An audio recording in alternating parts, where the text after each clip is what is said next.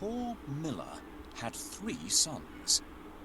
When he died, all that he left behind was a mill, a donkey, and a cat. Well, since I'm the oldest, Said his first son. I'll take the mill. The second son quickly added. And I'm next. I'll take the donkey. They looked at their younger brother, Marquis. How lucky you are! You shall have the cat. The brothers said, and laughed out aloud. The poor fellow shook his head as his brothers left. It was not fair at all. My brothers can make a fine living with a mill and a donkey, but what about me? I'm stuck with Puss. Said Marquis, wringing his hands in despair. Puss had been listening. He stretched and yawned loudly. Now, you won't have to worry when I'm around. All I need is a bag and a handsome pair of boots, and I'll be able to take care of us both. Sure you will, thought Marquis. But to be fair, he had seen Puss use many tricks to catch mice and rats. If nothing else, they wouldn't go hungry. Our father left us some property in his will. I can't help thinking that it's been divided unfairly. Do you remember what I got? My father has left me this cat. What am I supposed to do with it? You don't have to do anything with me. A talking cat? Did I really hear you speak, or am I dreaming? My dear master, please don't think that I'm useless. Just wait and see what I do, and you'll be happy that I belong to you. How can I be happy when I've only got a cat and nothing else? You will understand soon. But first, can you get me a pair of boots and a sack? Did you forget that I don't have any money? See if you can find a sack here. We'll get the cobbler to make you a pair of boots. Thank you. That's exactly what I need. Now that we have the sack, let's go and get a pair of boots from the cobbler. Found a sack? You're a smart fellow. Come, we'll go and see the cobbler. I'll pay him for the boots later. Yes, this is the cobbler's workshop. I can get my boots here. This is the last pair of boots I have. Let it bring you luck. Thank you. These boots suit me perfectly.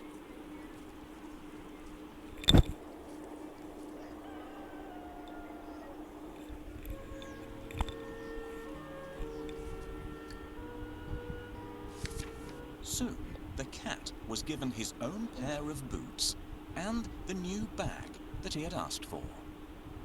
The boots fitted him perfectly, and he looked very smart. Puss packed a juicy cabbage and some bran in the bag, and slung it around his neck. He polished his whiskers and set out. Puss headed straight to a spot where there were plenty of rabbits. He had a great plan in mind. Puss opened the bag wide and hid behind a tree. Soon, a rabbit came hopping by. He saw the cabbage and leapt straight into the bag. Whoosh! As quick as the wind, Puss grabbed the bag and tied it closed with a piece of string. With the rabbit in his bag, Puss walked straight over to the king's palace. He bowed low and presented him with the rabbit. Your Majesty, said Puss in Boots in a royal voice. This humble gift comes from my master, Lord Marquis of Carabas. This was a fancy name that Puss had chosen for his master. What a thoughtful gift, said the king, who loved roasted rabbit. The next time, Puss managed to catch a brace of partridges and took them once again to the king. This is wonderful. Tell your master I'm very pleased, said the king, who loved partridge stew even more.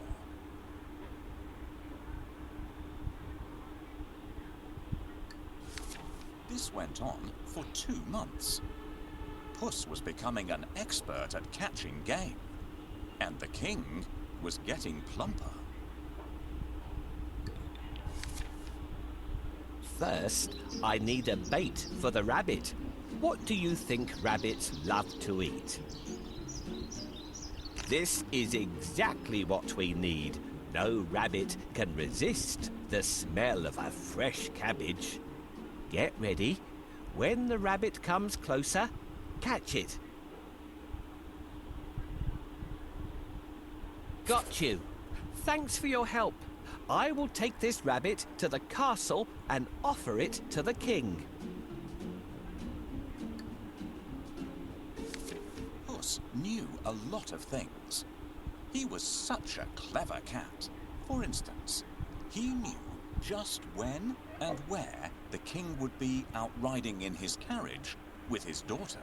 I think that the Marquis and I should go out for a walk today, Thought Puss one sunny Saturday. Puss took Marquis down to the riverside and spoke to his master.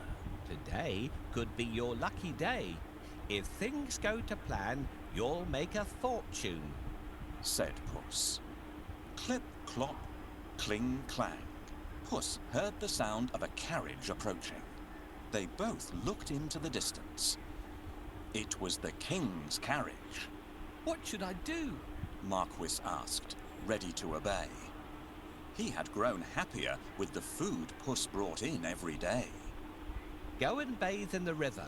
I'll take care of everything else, said Puss.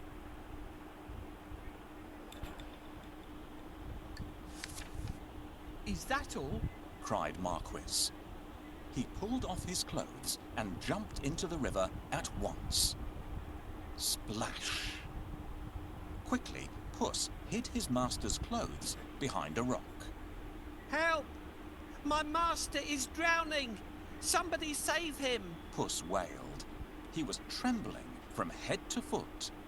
The king recognized Puss at once. He remembered all the lovely meals he had enjoyed thanks to the cat. The king jumped out of his carriage. Go and save him, quickly! The king said to his servants. Puss said to the king, Your Majesty, some nasty thieves have stolen my master's clothes. Is that so? Don't worry. I'll find a suit for him, said the king. He ordered one of his servants to fetch some fine clothes. Soon, Marquis was pulled out of the water, and the king's servant handed over a handsome suit for him to wear. As soon as Marquis put on those clothes, he looked just like a prince. He stood tall and handsome, and smiled shyly at the princess. Surprise, surprise, the princess fell head over heels in love with Marquis. Master, I have a great idea. All you need to do is go and bathe in the river. I will take care of the rest. Well, all right. That's easy. While he's bathing, I need to hide his clothes. Can you think of a good place to hide them?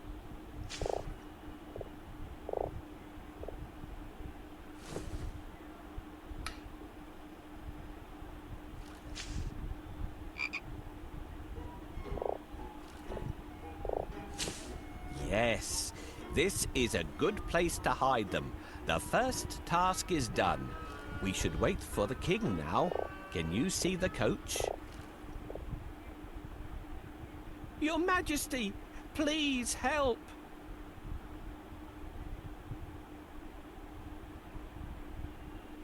My master is drowning.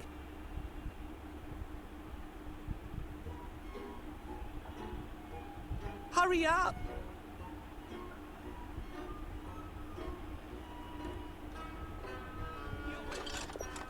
Coachman, stop here! Somebody is calling for help! Help!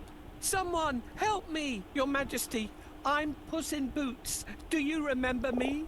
My master decided to bathe. He went into a deep place, but unfortunately, he can't swim out of it. Ah!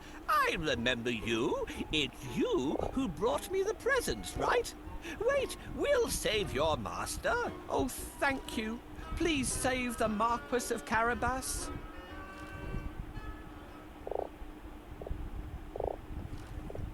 I must pull him out quickly, but I need a stick. Where will I find one? This is exactly what I want. Thank you for your help.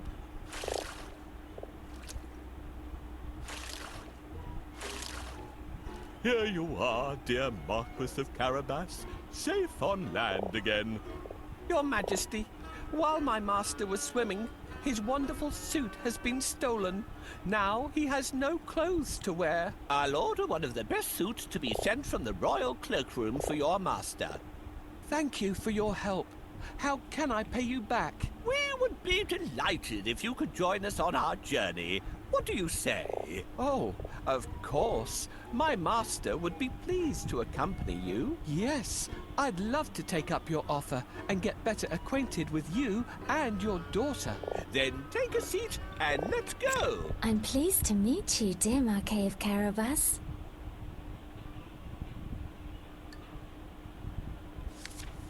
Puss grinned. Things were going just as he had planned. But he had more work to do. If you will excuse me, I'll go and make suitable arrangements to receive our king at the castle. Puss said. Marquis was puzzled, because he didn't live in a castle. But he kept quiet. Puss ran ahead and met some men mowing the fields. My good fellows, stop your work and listen. The king is coming this way, and you are all in grave trouble. The only way to save yourselves is to say that these fields belong to the Lord Marquis of Carabas. Puss announced. The mowers looked at Puss in surprise. They were scared. This Lord Marquis must be very powerful, they thought. They agreed to do exactly what the cat said, to save themselves. Puss went ahead and saw some men and women reaping grain in a field. My good fellows, you can reap later, but listen to me now. The king is coming this way, and he'll make mincemeat of you unless you say that these fields belong to the Lord Marquis of Carabas. Puss announced. The reapers were very puzzled, but they definitely did not want to become mincemeat. They promised to tell the king that the fields belonged to nobody but Lord Marquis of Carabas. Puss went ahead and warned everybody to tell the king that the land belonged to Lord Marquis. The people thought that it wouldn't be right to mess with Lord Marquis. They decided to do exactly what the cat asked. But Puss had still more work to do. Huff, puff. He ran all the way until he reached a huge castle. Can you guess whose castle it was? Yes, the castle and all the lands belonged to a fierce and powerful ogre. But Puss was not scared of the ogre. He knocked at the castle door. Blim, blam. 2 guards opened the door, I'd like to pay my respects to your mighty master. said Puss. The guards knew that the ogre loved anybody who admired him. So they let Puss in at once. Puss bowed low to the ogre. I have heard much about your great powers. Is it really true that you can transform yourself into any animal you wish? Asked Puss. Even a lion? Watch me, Said the ogre. Right before Puss's eyes, he transformed himself into a mighty lion. He roared so fiercely that Puss sprang up the curtains in fright. The ogre laughed loudly, That's amazing! said Puss. But I bet you can't turn yourself into a small creature. That's the most difficult thing in the world. I can. said the ogre. No, no. It would be impossible for a mighty ogre to turn into something like, for instance, a mouse? Said Puss. Oh, really? Asked the ogre, snapping his fingers.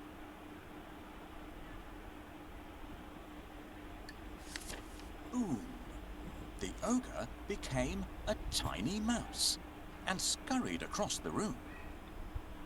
Quick as lightning, Puss pounced on the mouse and ate it in one gulp.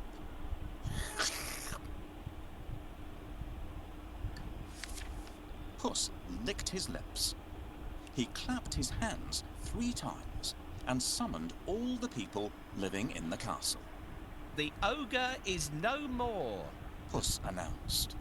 Will you accept Lord Marquis of Carabas as your master? He is kind and just, good and generous. The guards, maids, cooks, servants, and everyone else in the castle looked at Puss in surprise. But they nodded at once. They had never really liked the ogre anyway. Puss ordered everyone to prepare a feast for Lord Marquis and his very special guest, the king himself. The coach with the king, the princess, and my master will be here soon. I have to wake up the ogre right away.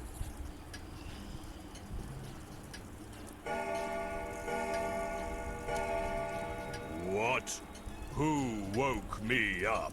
What are you doing here, cat? How dare you disturb me? I have heard that you are a master of magic and can turn into any animal. Is that true? That's true indeed. I can prove it if you have any doubt. I would like to see. Can you do it? Turn into a lion, please. No problem. Whoa! How scary! Enough! I believe you. I really believe you now. Well, did I prove how great I am? Indeed, indeed. But if I ask you to turn into a tiny mouse, I bet you'll not be able to do it. That's so easy. Watch me. Help me catch this mouse before it turns into an ogre again.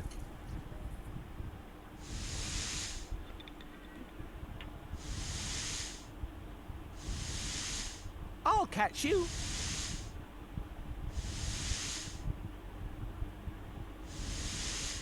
You're so zippy, but I'm faster than you. You can't hide from me. Here I come. Hooray! Now my master owns this castle. I'm smart and handsome. I'm the one and only Puss in Boots.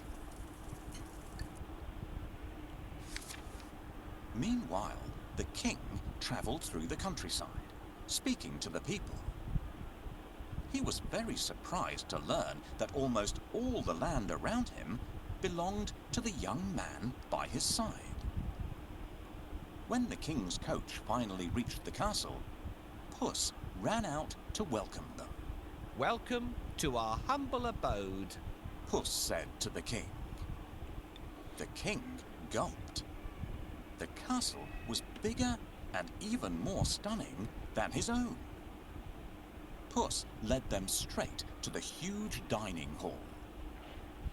The table groaned with the weight of roast chicken, rabbit stew, mince pies, smoked duck, and hundreds of other dishes. The king was in 7th heaven. After eating the great feast and sipping the finest wine he had ever tasted, the king said, My dear Lord Marquis, I'd be delighted if you would marry my only daughter. Marquis smiled at the princess. I will if the princess wishes to live with me. Said Marquis shyly. The princess was so happy that she wanted to dance all around the castle. She blushed in delight and nodded. They married and lived happily ever after. And so did Puss, because loyal Marquis made him a lord of the castle. Puss enjoyed great feasts every day, and did not go after rats or mice anymore, except now and then, when he wanted some fun.